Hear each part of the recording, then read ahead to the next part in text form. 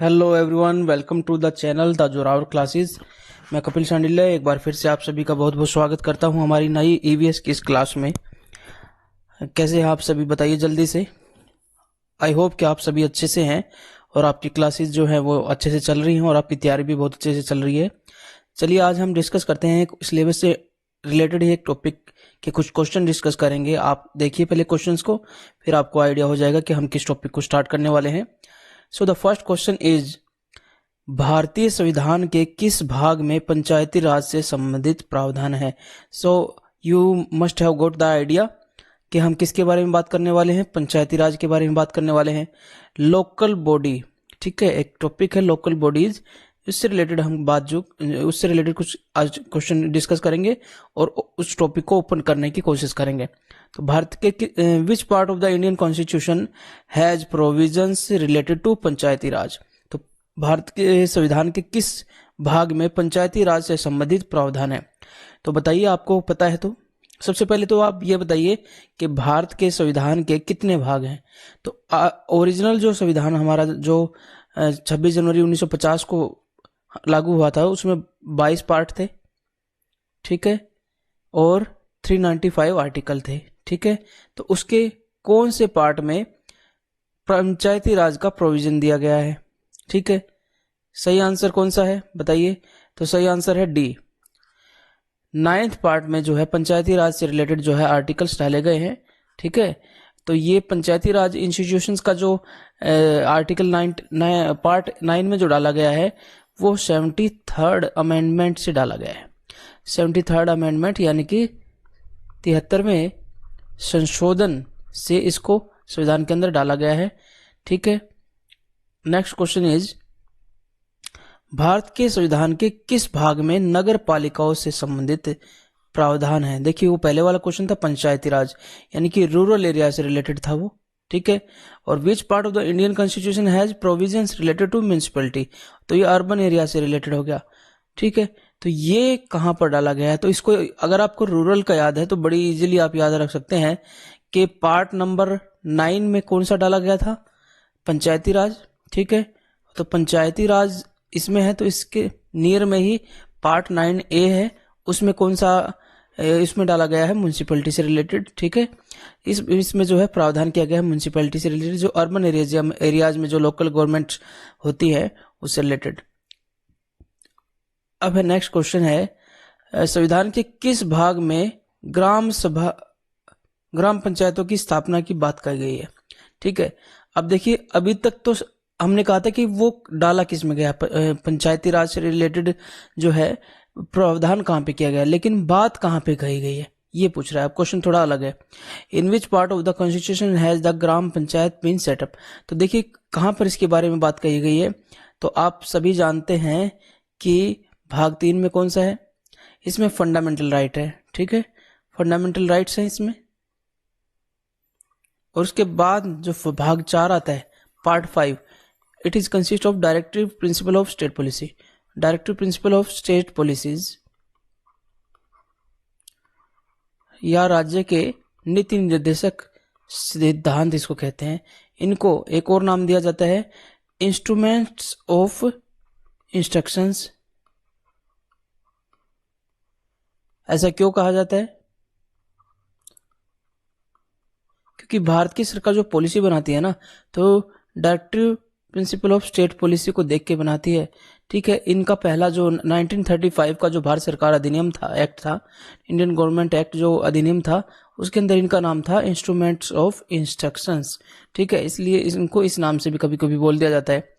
एक और बात ध्यान रखने की है, ये वो फंडामेंटल राइट्स थे जो उस समय पर लागू नहीं किए जा सके। इनको बाद में डिसाइड किया गया था कि बाद में इनको लागू किया जाएगा, क्योंकि 1947 में we are not too much capable to implement all the fundamental rights that were designed during the national movement। National movement के दौरान जो है बहुत सारे फंडामेंटल राइट्स के बारे में सोचा गया था, लेकिन क्योंकि हम इकोनॉमिकली इतने समृद्ध नहीं है कि उसको उसी समय पे लगा पाते, तो इनको धीरे धीरे इम्प्लीमेंट किया जाएगा, इसलिए उनको डीपीएसपी में किया गया है, ठीक है।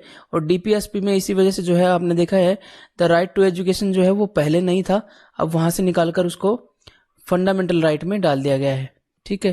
तो धीरे धीरे जैसे जैसे हम कैपेबल होंगे हम फंडामेंटल राइट में उनको डालते जाएंगे। तो आपको देखिए पार्ट 4 में इसको लिया गया है डीपीएसपी में, ठीक है। उसमें आर्टिकल नंबर 40 इसके अंदर जो है ग्राम पंचायत की स्थापना की जाएगी और ये गांधीयन टाइप का डीपीएसपी है, ठीक है। तो यानी कि डायरेक्ट डेमोक्रेसी का एग्जाम्पल है।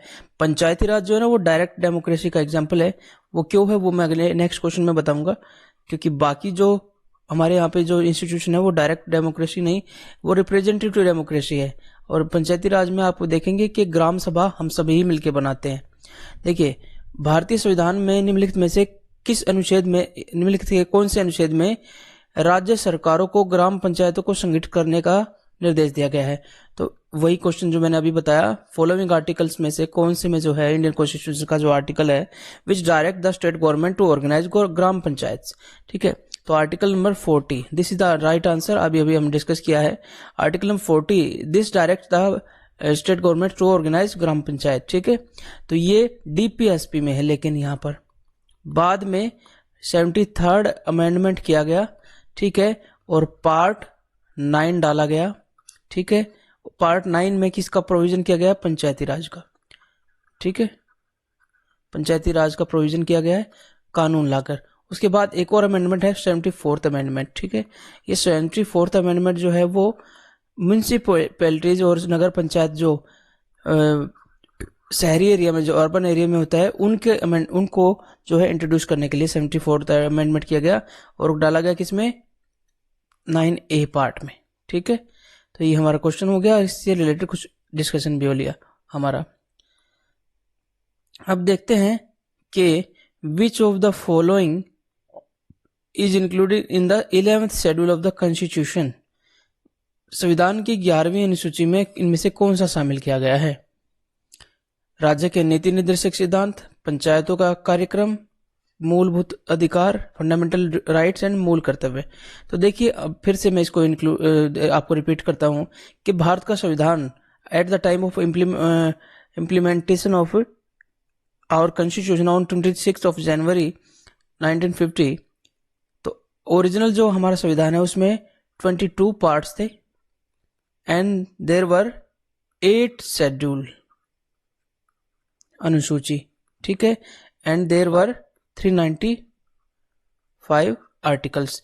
लेकिन जैसे ही 73rd अमेंडमेंट किया गया, ठीक है, इससे पहले फर्स्ट अमेंडमेंट जो किया गया था, देखिए मैं इससे शुरू करूंगा ताकि आपको एक तरीका मिल जाए इसको याद रखने का।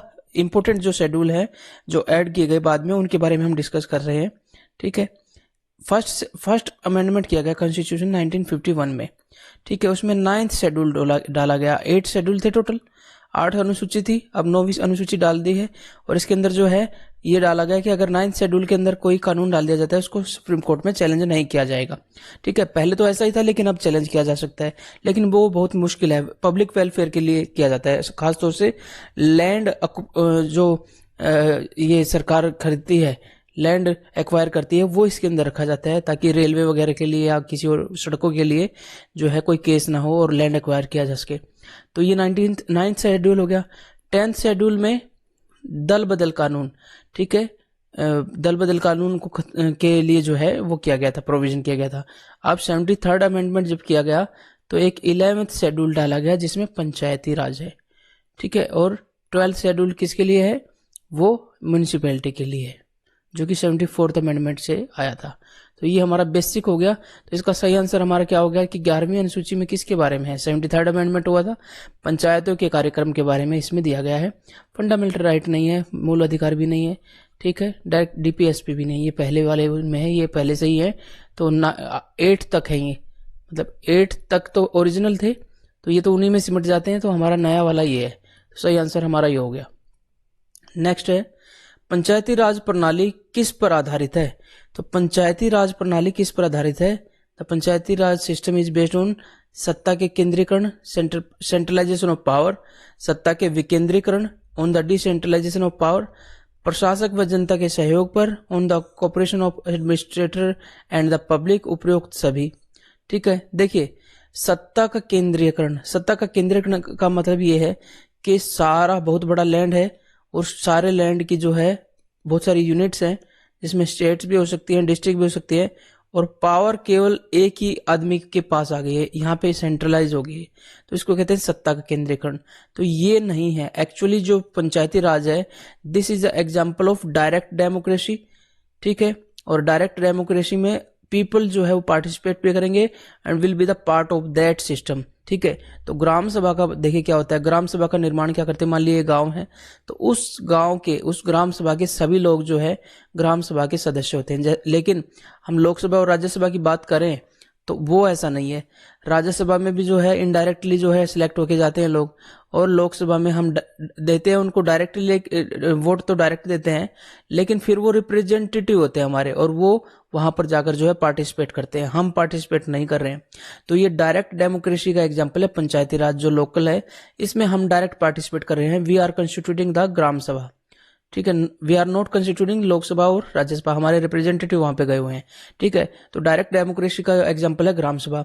तो इसका मतलब क्या है कि हमारे हाथ में पावर है, तो यानी कि किसी एक ऊपर के व्यक्ति के हाथ में सेंट्रलाइज ना होकर बहुत सारे गांव हैं, ग्राम सभा है, उनको तो कुछ कुछ पावर जो है डेलीगेट कर दी गई है। तो डेलीगेट करने की वजह से क्या हो जाता है कि अब वो पावर जो है डिसेंट्रलाइज है, भले ही कम है लेकिन कुछ पावर्स तो मिली गई है। तो ये लोग अपना एडमिनिस्ट्रेशन देख सकते हैं, अपने लोकल नीड्स के हिसाब से चीजें कर सकते हैं। अगर सेंट्रलाइज हो जाएगी तो इस व्यक्ति को, मान लीजिए प्रधानमंत्री है और ये हमारा देश है, ठीक है, अब प्रधानमंत्री को तो नहीं पता ना कि हमारे गांव की एक स्पेसिफिक गांव, 5 लाख से ज्यादा गांव है हमारे पास, उस स्पेसिफिक गांव की स्पेशल नीड क्या है, तो प्रधानमंत्री तो फोकस भी नहीं कर सकता। ठीक है, तो ये गांव को कुछ पावर्स दे देगी तो अपने लोकल लीड्स को वो कर सकते हैं। तो ये इनको पावर दे देगी, तो केंद्रीयकरण नहीं होगा, ये विकेंद्रीकरण हो गया, डिसेंट्रलाइजेशन ऑफ द पावर हुआ है। ठीक है, डिसेंट्रलाइजेशन ऑफ द पावर हुआ है। ठीक है, सबसे इंपॉर्टेंट ये है, उपरोक्त सभी तो हम लेंगे नहीं क्योंकि ये कट चुका है। ठीक है, प्रशासक और जनता के सहयोग पर आधारित है। तो प्रशासक और जनता का सहयोग नहीं, जनता ही पार्टिसिपेट कर रही है, वही प्रशासक बन रही है इसमें। ठीक है, तो ये भी गलत हो गया, तो उपयुक्त सभी भी नहीं होगा, और हमारा सही आंसर हो गया डिसेंट्रलाइजेशन ऑफ द पावर। ठीक है, ये हमेशा ध्यान रखना, डिसेंट्रलाइजेशन ऑफ द पावर। इसके अलावा भारत में जो पंचायती राज सिस्टम है वो बहुत पुराने समय से था, लेकिन खासतौर से क्वेश्चन पूछा जाता है कि चोल जो साम्राज्य था उसकी सबसे बड़ी देन क्या थी, वो लोकल सेल्फ गवर्नमेंट ही थी। ठीक है, लोकल सेल्फ गवर्नमेंट, उन्होंने जो इस पे बहुत ज्यादा फोकस किया था। इसके अलावा मॉडर्न इंडिया में जो लोकल सेल्फ गवर्नमेंट है वो किसने इंट्रोड्यूस की थी, कौन इसका फादर माना जाता है, तो ये है लॉर्ड रिपन। ठीक है, लॉर्ड रिपन जो है, इन्होंने जो है लोकल सेल्फ गवर्नमेंट मद्रास में जो है इंट्रोड्यूस की थी। ठीक है, तो ये हमारा आंसर सही हो गया। और अगर इंडिया की बात करें तो आजाद भारत के बाद आफ्टर इंडिपेंडेंस जो है 2 अक्टूबर 1959 में सबसे पहले पंचायती राज जो है व्यवस्था जो है राजस्थान में लागू हुई। ठीक है, and the place was Nagaur. ठीक है, Nagaur was the place where it was introduced. ठीक है, इन 2 अक्टूबर गांधी जयंती है, स्पेशल डे इसको कंसीडर करके इस दिन से नागौर में जो है ये पंचायती राज व्यवस्था जो है आजाद भारत में सबसे पहले वहां पे शुरू हुई। नेक्स्ट क्वेश्चन इज, पंचायती राज प्रदान करता है, क्या प्रदान करता है, देखिए पंचायती राज प्रोवाइड्स व्हाट, पिछड़े क्षेत्रों का कृषि विकास। ठीक है, स्थानीय स्तर पर लोकतांत्रिक प्रशासन, ग्रामीण स्तर पर उचित राजस्व का संचालन, देहाती क्षेत्र में शिक्षा का फैलाव। तो हमको एक बढ़िया ऑप्शन चूज करना पड़ेगा, क्योंकि अगर हम देखें तो शिक्षा का फैलाव पे तो फोकस करता है नो डाउट, लेकिन पिछड़े क्षेत्रों का कृषि विकास जी नहीं। पंचायती राज तो शहरों का भी है, अर्बन का भी है, रूरल का भी है, तो सबसे पहले हम इसको ओमिट करेंगे। अर्बन एंड रूरल बोथ जो है एरिया में है, तो ये हमारा कट गया। ठीक है, उसके बाद है स्थानीय स्तर पर लोकतांत्रिक प्रशासन, ये हमें ठीक सा लग रहा है, क्योंकि लोकल लेवल पर डेमोक्रेटिक एडमिनिस्ट्रेशन तो हो ही रहा है, सब लोग पार्टिसिपेट कर रहे हैं, everyone is a part of gram sabha, और ग्राम सभा में पार्टिसिपेट भी कर रहे हैं, अपने पंच भी, वो अपने मेंबर्स भी, वार्ड मेंबर भी सिलेक्ट कर रहे हैं, और अपना सरपंच भी सिलेक्ट कर रहे हैं, और इसके अलावा ग्राम सभा का जो है पार्ट भी सभी है। ठीक है, तो ये हमारा सही है आंसर। दूसरा, ग्रामीण स्तर पर उचित राजस्व का संचालन, तो राजस्व का संचालन जो है वो बाद की बात है, सबसे मेन चीज तो ये local democratic administration and decentralisation of the power और डायरेक्ट डेमोक्रेसी। ठीक है, ये इसके पिलर्स है, सबसे ज्यादा हमें फोकस इस पे करना है, तो हमारा सही आंसर ये हो गया। नेक्स्ट क्वेश्चन इज, पंचायती राज का क्या लक्ष्य है? तो पंचायती राज का लक्ष्य जो है बता दीजिए, आप पढ़ लीजिए। The main goal of panchayati raj is ग्राम वासियों के बीच प्रतिद्वंदता को बढ़ाना। ऐसा है क्या? क्या हमें उनके बीच में जो है कंपटीशन बढ़ाना है, राइवलरी बढ़ानी है क्या? एक दूसरे के प्रतिद्वंदी बनाना है? तो फिर पंचायती राज तो दुश्मनी बढ़ाने के लिए तो बिल्कुल नहीं हो सकता, ये तो बिल्कुल एब्सर्ड ही हो गया। ठीक है। चुनाव में लड़ने के लिए ग्रामवासियों को प्रशिक्षण देना। तो कोई ट्रेनिंग वगैरह तो किसी को नहीं दी जाती, आप पार्टिसिपेट कर सकते हैं और अपने हिसाब से आप जो है कैंपेनिंग कीजिए। कोई ट्रेनिंग तो नहीं देते हम ग्रामवासियों को, चुनाव लड़ने के लिए प्रशिक्षण तो नहीं देते। ठीक है। अब है ग्रामवासियों में शक्ति का विकेंद्रीकरण करना, तो decentralisation of power among the villagers, ये सही है। ये बिल्कुल ये सीधी सी एक लाइन को रट लीजिए, यही आंसर होता है ऐसे क्वेश्चन का। एंड नन ऑफ दिस का मतलब नहीं है क्योंकि हमें आंसर मिल गया है। ठीक है, सही आंसर हमारा हो गया सी, ग्रामवासियों में शक्ति का विकेंद्रीकरण करना। ठीक है। अब है नेक्स्ट क्वेश्चन है, पंचायती राज का मुख्य उद्देश्य क्या है? देखिए, पंचायती राज का मुख्य उद्देश्य क्या है? कृषि उत्पादन को बढ़ाना, इंक्रीजिंग एग्रीकल्चर प्रोडक्शन, नहीं ऐसा तो नहीं है। रोजगार सृजित करना, ये भी मेन लक्ष्य नहीं है। जनता को राजनीतिक रूप से जागृत करना, ये हल्का फुल्का हो सकता है, लेकिन क्योंकि यहाँ उपरोक्त सभी ने दिए हुए, ऑल ऑफ द वो नहीं दिए हुए, तो हमें कोई एक अच्छा ऑप्शन छांटना होगा। जनता को विकास मूलक प्रशासन में भागीदारी योग्य बनाना। अब देखिए, जनता का पार्टिसिपेशन बढ़ाना है। डेमोक्रेसी जब भी सक्सेसफुल होगी जब इसमें लोग जो है ज्यादा से ज्यादा पार्टिसिपेट करेंगे। ठीक है, पार्टिसिपेट करेंगे तो वो जागरूक अपने आप ही हो जाएंगे। Enabling the public to participate in the development administration. ठीक है, लोग पार्टिसिपेट करेंगे, अपने विलेज लेवल पर वो पार्टिसिपेट करेंगे, अपने लोकल नीड्स को पूरा करेंगे और जो उनकी डेवलपमेंट की रिक्वायरमेंट्स है उस हिसाब से प्लानिंग बनाएंगे और काम करेंगे। तो ये हमारा आंसर बिल्कुल सही है, डी वाला आंसर हमारा सही हो गया। ठीक है। अब है नेक्स्ट क्वेश्चन, 73वां संविधान संशोधन किससे संबंधित है? तो 73वां संविधान संशोधन क्या करेंसी एक्सचेंज से संबंधित है, मुद्रा विनिमय से, वित्त आयोग से संबंधित है, फाइनेंस कमीशन से, या पंचायती राज से, या भारतीय रिजर्व बैंक से? तो क्योंकि हम टॉपिक कर ही रहे हैं, लेकिन 73rd अमेंडमेंट काफी इंपोर्टेंट हो जाता है, ये जो है फेवरेट क्वेश्चन रहता है किसी भी एग्जाम के अंदर। ठीक है, तो ये जो है पंचायती राज से रिलेटेड है, तो ये 73rd अमेंडमेंट आपको बिल्कुल याद होना चाहिए कि ये पंचायती राज से रिलेटेड है। और इसकी वजह से क्या हुआ था कि 9 जो पार्ट है उसके अंदर पंचायत का इंट्रोडक्शन किया गया, आर्टिकल्स डाले गए। उसके अलावा एक 74th अमेंडमेंट भी हुआ जिसमें 9A में म्यूनिसिपैलिटी से रिलेटेड अमेंडमेंट्स जो है किया गया था। इसके अलावा 11th सूची जो है, इसकी वजह से 11th शेड्यूल जो है वो संविधान के अंदर डाला गया। 8 अनुसूचियां थी, अब जो है 12 अनुसूची हैं, और 12वीं अनुसूची 74th की वजह से डाली गई थी। ठीक है। इसके अलावा हमने एक और चीज देखी कि डीपीएसपी में पहले से ही पंचायत का प्रोविजंस है, आर्टिकल नंबर 40 में। ठीक है। और उसके अलावा मॉडर्न इंडिया में देखें तो लॉर्ड रिपन ने जो इसको इंट्रोड्यूस किया था, और सबसे पहले जो है कहां पर इंट्रोड्यूस किया, म्यूनिसिपैलिटी जो है लोकल सेल्फ गवर्नमेंट, वो मद्रास के अंदर की थी। ठीक है। अब देखिए, लॉर्ड रिपन का कार्यकाल बता देते हैं आपको। 1881 से लेकर 84 तक था। 84 में इल्बर्ट बिल लाया था, और इल्बर्ट बिल को क्योंकि अंग्रेजों ने इसका विरोध किया, क्योंकि भारतीय जज भी अंग्रेजों की सुनवाई कर सकते थे, तो इसको जो है विरोध किया, तो इस इल्बर्ट बिल वापस लेना पड़ा, और इसी वजह से लॉर्ड रिपन में भी रिजाइन कर दिया था। तो अब इसके अलावा स्वतंत्र भारत में देखें तो 2 अक्टूबर 1959 को नागौर राजस्थान में जो है फर्स्ट पंचायत जो है वो एस्टेब्लिश की गई थी राजस्थान के अंदर। ठीक है, ये कुछ इंपोर्टेंट क्वेश्चन है। आई होप कि आपको जो है एक इंट्रोडक्शन सा मिल गया होगा। तो नेक्स्ट क्वेश्चन में हम इसको आगे बढ़ाएंगे। बस थोड़ा सा ध्यान रखना कि अपने पढ़ने की जो हैबिट है वो consistency is the key. Consistency बना के रखिए। ठीक है, कंसिस्टेंसी अगर नहीं है तो आप बहुत ज्यादा नुकसान हो जाएगा आपको, लेकिन कंसिस्टेंसी अगर है तो कितना भी कंपटीशन हो आपके सामने वो कुछ नहीं है, ये ध्यान रखना। ठीक है, आपके अंदर बहुत ज्यादा एबिलिटी है। ठीक है, अपने पे भरोसा नहीं करते। सबसे बड़ी दिक्कत ये होती है कि हमें लगता है कि हाँ हम में कुछ कमी है, या कोई लोग ज्यादा पढ़ते हैं हम तो इतना पढ़ ही नहीं सकते। आपकी एकेडमिक कोई मैटर नहीं करती, आप 12th तक कितना पढ़े या ग्रेजुएशन तक कितना पढ़े, कोई मैटर नहीं करती। क्योंकि मैं आपको बताता हूँ कि मैं साइंस स्टूडेंट रहा हूँ। ठीक है, 12th में साइंस है, ग्रेजुएशन में साइंस है, ठीक है, और ग्रेजुएशन में साइंस होते हुए अब मैं जो है मेरा मेन सब्जेक्ट हिस्ट्री है, ठीक है, और ज्योग्राफी है। तो आप इस बात से अंदाज़ा लगा लीजिए कि मैं ग्रेजुएशन के बाद ये सब्जेक्ट पढ़े हैं ढंग से, और मेरे मेन सब्जेक्ट ये दोनों हैं।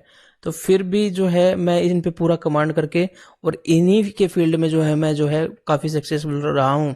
तो आपके एकेडमिक का कोई मैटर नहीं करता, ठीक है, कि आप कम पढ़े थे पहले या आपका परसेंटेज कम है, ठीक है। कोई लोग टॉपर कर गए थे, आप रह गए थे, कोई मैटर नहीं करता। अगर आप टॉपर भी हैं तो आप जो है ना और ज़्यादा आगे बढ़ सकते हैं, कोई दिक्कत नहीं, ठीक है। आपके एकेडमिक से कोई फर्क नहीं पड़ता।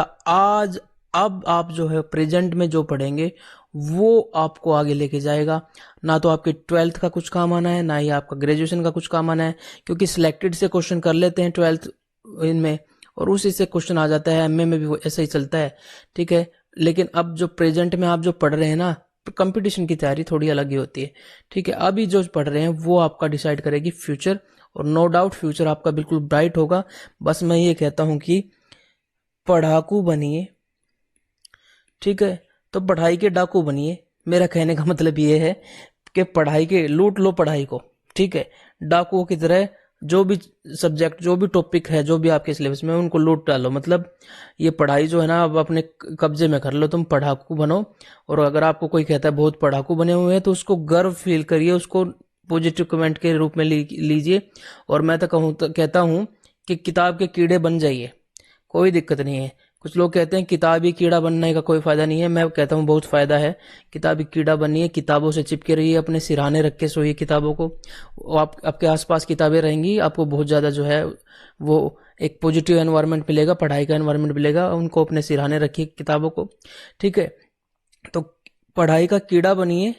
ये कहते हैं ना कि बाहर घूमना बहुत जरूरी है, ये चीजें जब आप सिलेक्ट हो जाएंगे और एलटीसी लेके गवर्नमेंट के खर्चे पे घूमने जाएंगे, तो जो लोग आपको टोकते हैं कि भाई अभी घूम लो बाहर, उनको तब बता देना कि देखो अब हम घूम रहे हैं और गवर्नमेंट ही घुमा रही है हमें, तो थोड़ा सा टाइम बचाइए, कोई दिक्कत नहीं। हाँ, एक्सरसाइज जरूर कीजिए, ज्यादा घूमने का पर्पज, मेरा कहने का मतलब है कि टाइम को किल मत कीजिए, ठीक है। ऑलरेडी आप सबके पास बहुत कम टाइम रहता है, दुनिया भर की चीजें आपको करनी होती हैं, ठीक है। कोई कोई पढ़ाई कर रहा है, कोई कुछ कर रहा है, तो आपको इन चीजों से जो है टाइम मैनेजमेंट करना है। तो अपनी एक्सरसाइज का टाइम तो जरूर निकाल लीजिए, लेकिन ज्यादा टाइम किल करने की जरूरत नहीं है।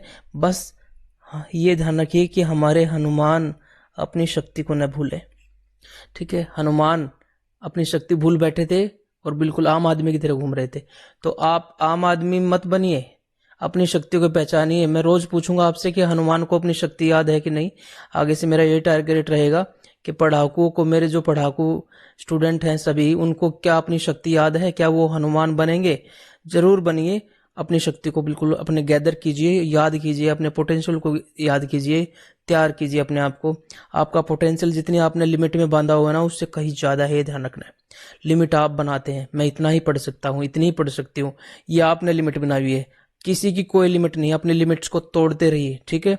अपने रिकॉर्ड्स को तोड़ते रहिए, ठीक है। चलिए मिलते हैं नई वीडियो के साथ, तब तक के लिए जय हिंद, जय भारत, खुश रहिए, खूब मेहनत कीजिए।